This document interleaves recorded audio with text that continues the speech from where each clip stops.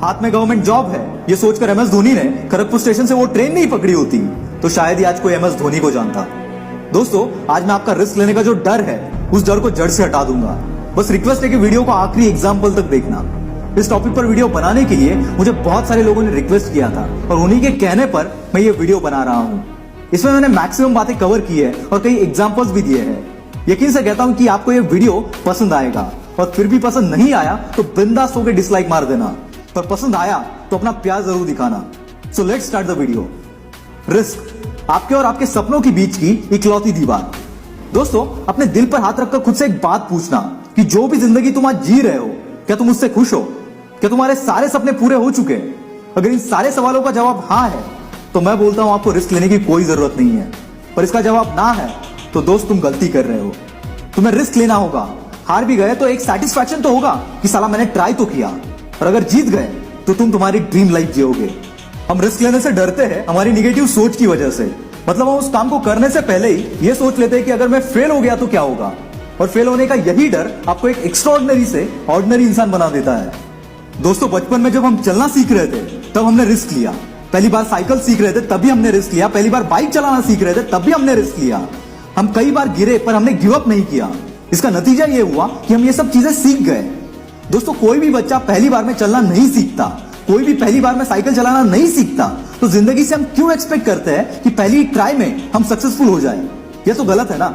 Success के रास्ते में कई बार आप गिरोगे, हारोगे, पर वापस उसी जोश के साथ खड़े होना जिस जोश के साथ हमने बचपन में चलना सीखा था।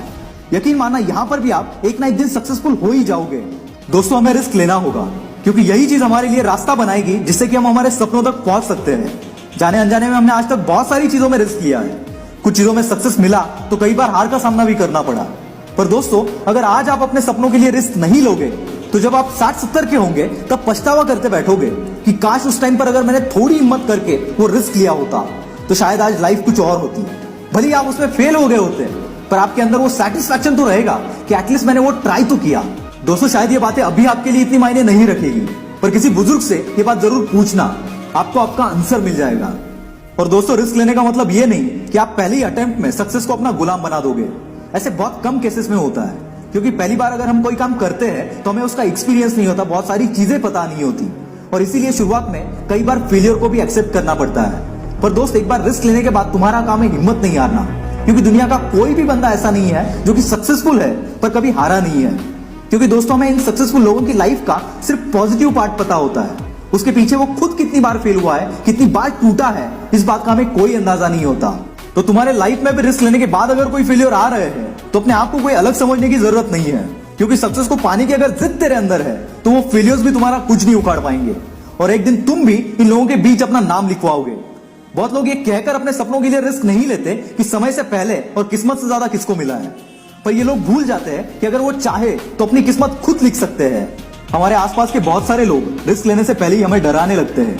हो सकता है उनका वैसा एक्सपीरियंस हो, पर ये जरूरी नहीं कि तुम्हारे साथ भी ऐसा ही होगा।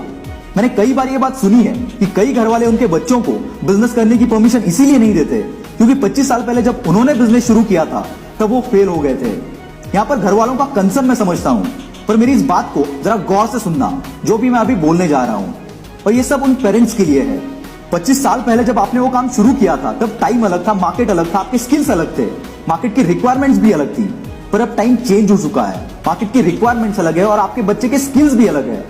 तो आपके उस एक बुरे एक्सपीरियंस की वजह से आप अपने बच्चों को क्यों रोक रहे हो सकता है वो जो करना चाहता है वो अभी मार्केट की नीड हो और उसमें वो सारे स्किल्स हो जो कि उस बिजनेस को करने के लिए चाहिए।